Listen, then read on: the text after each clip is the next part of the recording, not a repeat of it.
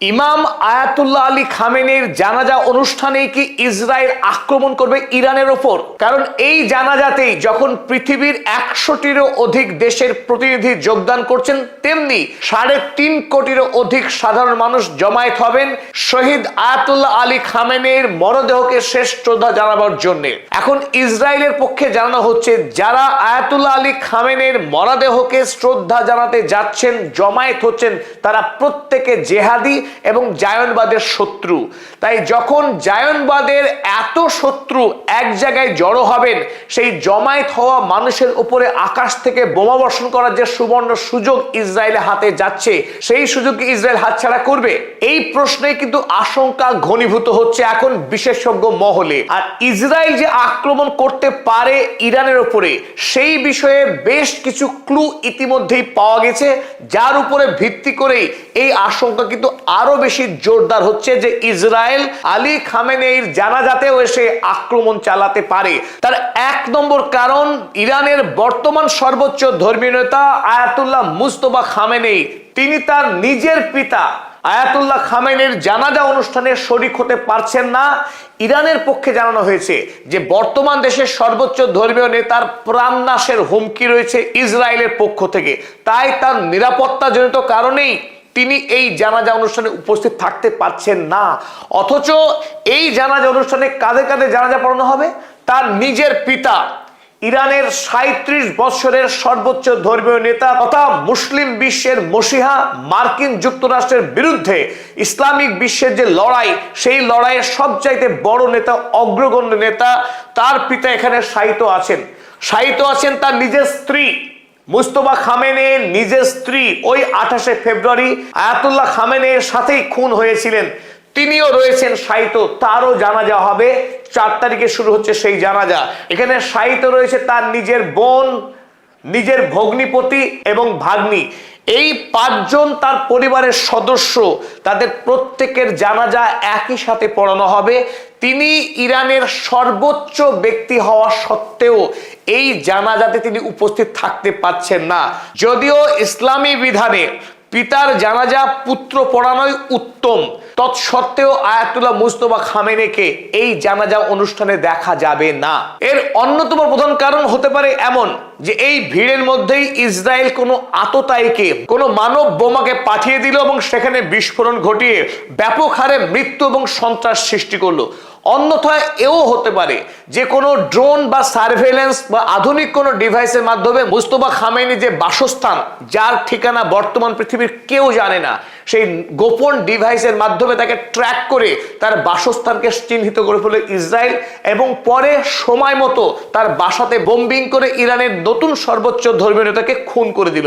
এই নিরাপত্তার কারণেই আয়াতুল্লাহ আলী খামেনির 1 সপ্তাহ ব্যাপী যে বিদায় অনুষ্ঠান অনুষ্ঠিত হবে, সেখানে মুজতবা খামেনিকে দেখা যাবে না। তাছাড়া 3.5 কোটি মানুষের যে বিশাল জমায়েত, সেই জমায়েতের উপরে যে কোনো সময় অতর্কিত আক্রমণ করতে পারে ইসরায়েল, সেই আশঙ্কাকে একেবারে উড়িয়ে দেওয়া যাচ্ছে না। তার 2 নম্বর গুরুত্বপূর্ণ কারণ, এই ইসরায়েলের প্রতিরক্ষা মন্ত্রী ইসরায়েল কাটজ, তিনি স্পষ্ট ভাষায় হুমকি দিয়েছিলেন ইরানের নেতৃত্বের উদ্দেশ্যে। ইরানের যে ইসলামিক সরকার চলছে, সেই সরকারকে ফেলে দেওয়ার চূড়ান্ত ষড়যন্ত্র করেছিল ইসরায়েল আলী খামেনিকে খুন করার মধ্য দিয়ে 28 ফেব্রুয়ারি।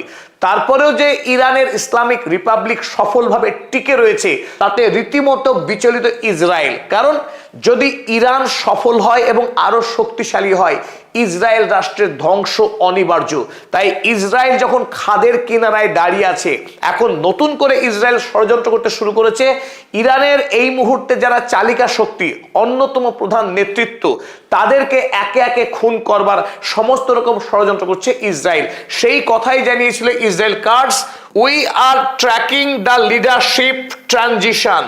স্পষ্ট করে জানাচ্ছে এই ইসরায়েল কাটজ যে ইরানের নতুন নেতৃত্ব, যারা এই মুহূর্তে ইরানকে পরিচালনা করছে, তাদেরকে একে একে তারা চিহ্নিত করছে খুন করবার জন্য। In Tehran closely following the recent operations regarding Iran's new supreme leader Mustafa Khamenei, he should know that he is marked for death. বললেন বিশেষ করে ইরানের নতুন যে সর্বোচ্চ ধর্মীয় নেতা মুজতবা খামেনেই, তার জানা উচিত যে তাকে আমরা চিহ্নিত করে রেখেছি খুন করবার জন্যে। He is a dead man, তাকে খুন করা হবে if he continues the path of aggression against Israel. ইসরায়েলের বিরুদ্ধে যদি অবস্থান গ্রহণ করে এই মুজতবা খামেনেই, তাকে শেষ করে দেওয়া হবে। এত বড় হুমকি দিয়েছে ইসরায়েলের প্রতিরক্ষা মন্ত্রী এই হালি। শুধু হুমকি দেওয়ার মধ্যেই কিন্তু ইসরায়েল সীমিত থাকেনি, অতীতে একাধিকবার ইরানে আক্রমণ করে ইরানের সর্বোচ্চ ধর্মীয় নেতা সহ একাধিক মন্ত্রী এবং আইআরজিসির কমান্ডার তথা কূটনীতিকদের খুন করবার ইতিহাস রয়েছে ইসরায়েলের। শুধুমাত্র হুমকি দিয়েই ইসরায়েল ক্ষান্ত থাকেনি অতীতে। 28শে ফেব্রুয়ারি ইরান সরকারকে ফেলার জন্য যেমন একদিনে একাধিক খুন করেছিল, ঠিক একইভাবে অতীতে আইআরজিসির কমান্ডার থেকে শুরু করে আলী লারিজানির মতো ব্যক্তিত্বকে খুন করেছে ইসরায়েল। তাছাড়া ইরানের বাছাই করা এক ঝাঁক পরমাণু বিজ্ঞানীদের দফায় দফায় খুন করেছে ইসরায়েল। তবে সর্বশেষ তৃতীয় গুরুত্বপূর্ণ যে কারণ, মাত্র কয়েকদিন আগে অর্থাৎ 21শে জুন যখন ইরানের বিদেশমন্ত্রী সৈয়দ আব্বাস আরাগচি এবং ইরানের পার্লামেন্টের স্পিকার মোহাম্মদ বাকের গালিবাফ যখন জেনেভাতে আমেরিকার সঙ্গে মুখোমুখি বৈঠকে গিয়েছিলেন, সেই বৈঠকে যাওয়া এবং আসার পথে ইসরায়েল চক্রান্ত করেছিল ইরানের বর্তমান দুই প্রধান নেতা, যারা ইরানকে এগিয়ে নিয়ে চলেছে বিশ্ব কূটনীতি এবং ভূ রাজনীতিতে। এই দুই গুরুত্বপূর্ণ নেতাকে একসাথে খুন করবার ষড়যন্ত্র করেছিল ইসরায়েল, আর সেই কথার সত্যতা স্বীকার করে নিয়েছে আমেরিকার নিউ ইয়র্ক টাইমসে সেই খবরই ছাপা হয়েছে। সুতরাং আয়াতুল্লাহ আলী খামেনের জানাজাকে টার্গেট যে করতে পারে ইসরায়েল, সেই সন্দেহ, সেই আশঙ্কা অনেকখানি ঘনীভূত হচ্ছে বর্তমান সময়ে। নিউ ইয়র্ক টাইমসে লেখা হয়েছে, US officials believed Israel was plotting to kill Iranian negotiators. আমেরিকার কর্তৃপক্ষ বিশ্বাস করে ইসরায়েল ওয়াজ প্লটিং, ইসরায়েল ষড়যন্ত্র করছিল, ষড়যন্ত্রে লিপ্ত ছিল, টু কিল ইরানিয়ান নেগোশিয়েটার্স। ইরানের এই আলোচনাকারীদেরকে খুন করবার এত বড় ঘৃণ্য ষড়যন্ত্র করেছিল ইসরায়েল, যখন সুইজারল্যান্ডের মতো রাষ্ট্র এই বৈঠককে আয়োজন করেছিল এবং এই বৈঠকের কাতার এবং পাকিস্তান এই দুই রাষ্ট্র মধ্যস্থতা করছিল আমেরিকা এবং ইরানের মধ্যে আলোচনার। সেই আলোচনা যাতে ভেস্তে যায়, ইরানের দুই গুরুত্বপূর্ণ ব্যক্তিকে একসাথে খুন করে ইরানকে ধ্বংস করবার একটা জঘন্য ষড়যন্ত্র করেছিল ইসরায়েল। তাই ইসরায়েল কত খারাপ কাজ করতে পারে তার কোনো শেষ সীমারেখা টানা যাবে না। তারা পৃথিবীর সবচাইতে জঘন্যতম কাজও করে ফেলতে পারে। আর সেই কথারই প্রমাণ পাওয়া যাচ্ছে জায়নবাদী, জাতি এবং বর্ণবিদ্বেষী কুখ্যাত একজন মার্কিন সাংবাদিক, যার শেকড় রয়েছে ইসরায়েলে, যার নাম এই লরা লুমার। তিনি আইডিএফ কে উৎসাহ দিচ্ছেন যে আলী খামেনের জানাজা তোমাদের জন্য সবচাইতে বড় মওকা, সেই মজাদার জিনিসটি করবার জন্যে। মজাদার জিনিস কোনটা? নির্বিচারে সাধারণ মানুষকে খুন করাটাকে তিনি বলছেন ফানিয়েস্ট থিং। কল্পনা করা যায় যে একজন জায়নবাদী কত দূর পর্যন্ত যেতে পারে। তিনি লিখছেন, the IDF has the opportunity, যে আইডিএফ এর জন্য অর্থাৎ ইসরায়েলের সন্ত্রাসবাদী সৈন্যবাহিনীর জন্য এটা সবচাইতে বড় সুযোগ, to do the funniest thing. Quote করবেন, তিনি বলছেন দ্য ফানিয়েস্ট থিং। মানুষ খুন করা নাকি তাদের কাছে আনন্দের বিষয়। ঠিক এইভাবেই গাজাতে শিশুদেরকে নির্বিচারে খুন করে আনন্দে উল্লাসে ফেটে পড়েছে এই জঙ্গি সন্ত্রাসী আইডিএফ সেনারা। তার একাধিক হাজারো হাজারো ভিডিও ফুটেজ রয়েছে। ঠিক এইভাবে লেবাননে হোয়াইট ফসফরাস দিয়ে আক্রমণ করে নির্বিচারে মানুষ খুন করেছে আইডিএফ সেনা। আর সেই একই ঘটনার পুনরাবৃত্তি ঘটাতে চাইছেন এই লরা লুমার, ইরানের এই জানাজাতে অংশগ্রহণকারী সাধারণ ইরানি জনতাকে খুন করার মধ্য দিয়ে। তিনি আরো লিখছেন, এ ফিউনারাল ফর খামেনেই। জিজ্ঞাসা করছেন, সেটা কি সব থেকে স্বর্ণ সুযোগ হবে না? খামেনির জানাজা, that is what we call a target rich environment.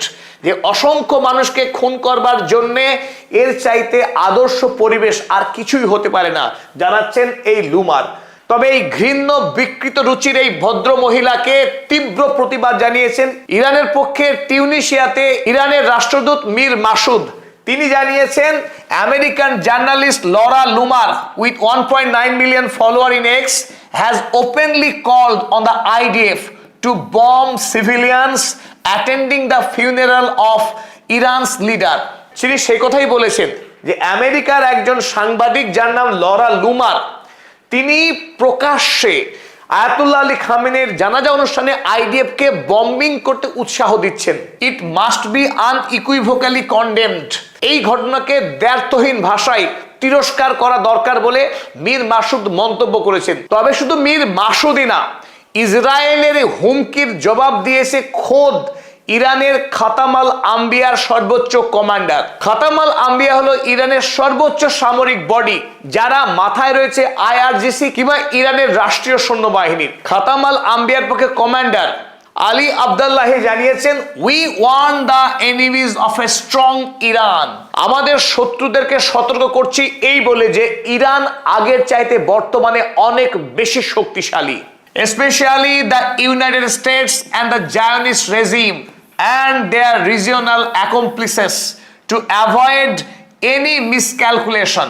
তিনি স্পষ্ট জানিয়েছেন আমেরিকা যুক্তরাষ্ট্র, জায়নবাদী ইসরায়েল কিংবা মধ্যপ্রাচ্যের তাদের সহযোগী রাষ্ট্র, তারা যেন ইরানের সম্পর্কে কোনো মিথ্যা ক্যালকুলেশন না করে। They should think twice about any threat or aggression against our beloved country. খামেনির জানাজাতে আক্রমণ করবার আগে তারা যেন দুবার ভাবে, নইলে তাদেরকে চরম মাসুল গুনতে হবে।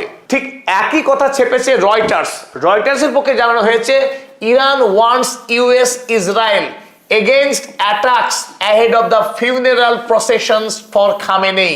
খামেনির শেষ যাত্রায় যাতে ইরান বা ইসরায়েল কেউ আক্রমণ না করে তার উদ্দেশ্যে অগ্রিম তার এই দুই শত্রু রাষ্ট্রের বিরুদ্ধে ইরানের পক্ষে তীব্র সতর্কতা জারি করা হয়েছে। তবে ইসরায়েল সত্যি শেষ পর্যন্ত যদি এই জানাজা অনুষ্ঠানে আক্রমণ করবার কথা ভাবে বা আক্রমণ করে, তা ইসরায়েলের জন্য মোটেই সুখকর হবে না। প্রথমত, ইতিমধ্যেই ইসরায়েল রাষ্ট্র বিশ্বের কাছে মারাত্মকভাবে তিরস্কৃত এবং তারা কোণঠাসা। ইসরায়েল তার নিজের কবর নিজেই খুঁড়ছে। অনেকেই মনে করছে যে ইসরায়েল একটি আত্মঘাতী দেশ, তারা নিজেই তারা মৃত্যু ডেকে আনছে। তারপরে যেখানে ইরানে আজ 100টিরও অধিক দেশের প্রতিনিধি জমায়েত হয়েছেন ইরানের সর্বোচ্চ ধর্মীয় নেতাকে শ্রদ্ধা জানাতে, সেই অনুষ্ঠানে যদি ইসরায়েল আক্রমণ করে তাহলে গোটা পৃথিবী থেকে ইসরায়েলের উপরে আক্রমণ নেমে আসবে। আর আগামী দিনে ইসরায়েল কোনোভাবেই আর টিকে থাকতে পারবে না, আমেরিকা যুক্তরাষ্ট্র আর ইসরায়েলকে বাঁচাতে পারবে না। তাছাড়া মধ্যপ্রাচ্যে যে সমস্ত মানুষ এমনিতেই শোকাহত আয়াতুল্লাহ আলী খামেনির মৃত্যুতে, আর তার উপর যদি নতুন করে আক্রমণ চালায় ইসরায়েল, তাহলে মধ্যপ্রাচ্যের প্রত্যেকটি সাধারণ মানুষ তারা যোদ্ধাতে পরিণত হবে এবং মধ্যপ্রাচ্যে এক রক্তক্ষয়ী যুদ্ধের মধ্য দিয়ে এই ইসরায়েল রাষ্ট্রের সমাপ্তি ঘোষণা করবে।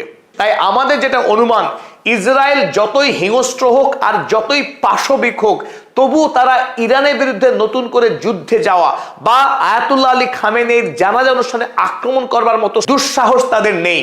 এরই সাথে এই আলোচনা শেষ করলাম। আমরা আয়াতুল্লাহ আলী খামেনির জানাজার সমস্ত আপডেট নিয়ে আপনাদের সাথে উপস্থিত থাকছি।